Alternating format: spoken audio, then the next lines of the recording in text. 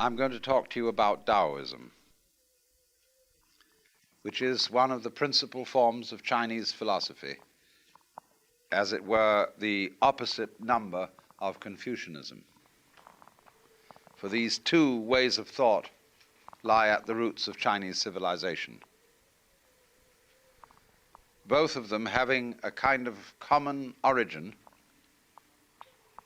in the attitude to life expressed in the Book of Changes, or the I Ching, which may be as early as about 1300 BC. It's a very strange book. It is a commentary on 64 symbols, which are made up of broken and unbroken lines. The unbroken line like this, and the broken line like this. And this unbroken line is called yang, yang. And the broken line is called yin. And this is ostensibly a method of decision-making. When you flip a coin to make a decision, you've only got two choices. It's either heads or tails. But imagine having a 64-sided coin to flip to help you make decisions. It's rather an interesting idea, because when we do make decisions, we are always eventually reduced to flipping a coin. However well you think it through, you don't have time enough to think it all the way through. You know that there are always possibilities that you didn't take into consideration or couldn't take into consideration. And although you plan and wonder and work out the data, it eventually comes down to the point where you flip a coin, because you've got to make up your mind. But in some respects, you see, a 64-sided coin would be more suggestive, shall we say, than a two-sided coin. Well, anyway, these hexagrams, as they're called in the I Ching, are made up of fundamentally two symbols: yang, the positive, and yin, the negative. And the words yang and yin seem to refer originally to the south and north sides of a mountain.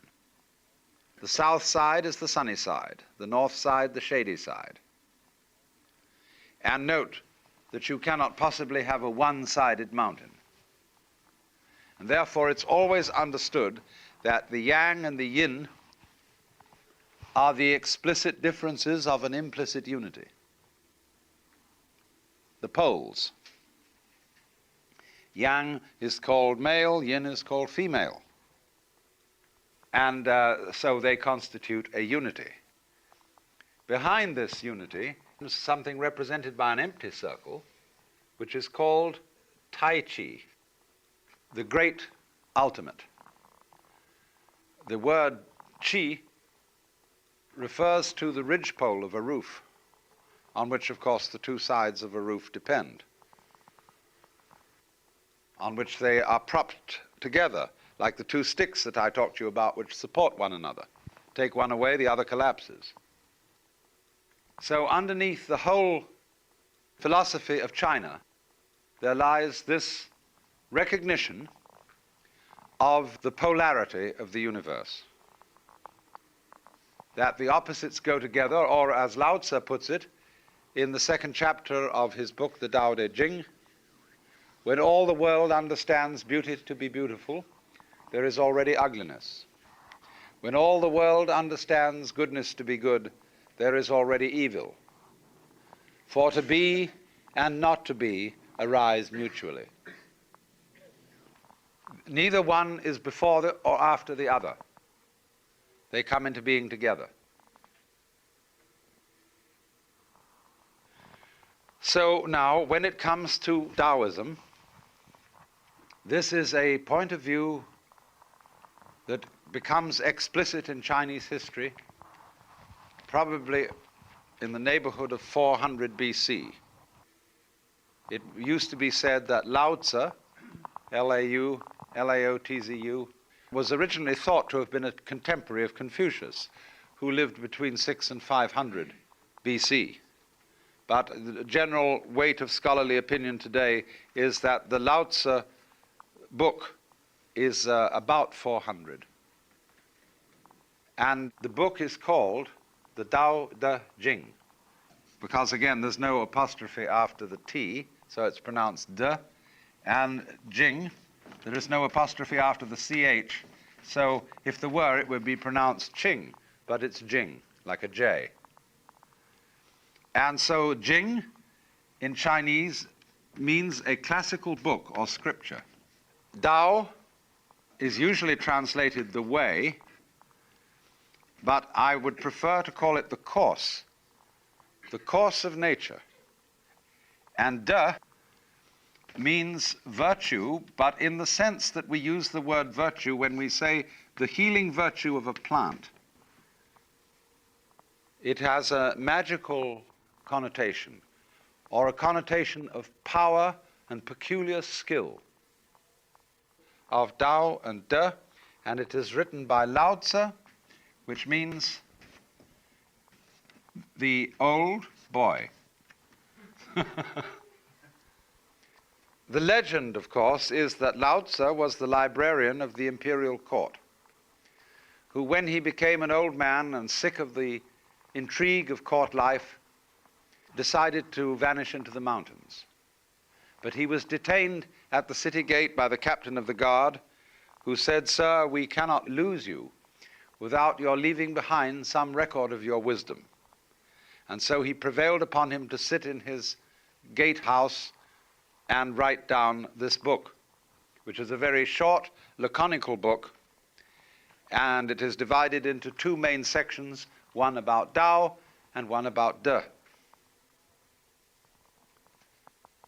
He was followed in due course by a number of successors, of which the most important is somebody called Zhuangzi. And this man is really marvelous. He's one of the very few philosophers who have ever lived who was a great humorist. And if you get the modern library edition of The Wisdom of Lao Tzu, translated by Lin Yutang, you will find in that lots of Zhuangzi, translated as a commentary on Lao Tzu. And he is really delightful. He's a delicious person to read, because he has a kind of humor wherein he caricatures his own philosophy and takes it to absurd extremes just for the joke of it. And he puts a lot of his philosophy into the mouth of Confucius just to confuse everyone. He's a really witty man, and you must read him. So then, what I want to do is to discuss the main ideas of Lao Tzu, and of course, naturally, we have to start with Dao. This word in Chinese is connected with motion, going on and stopping, or rhythmic motion, on and off.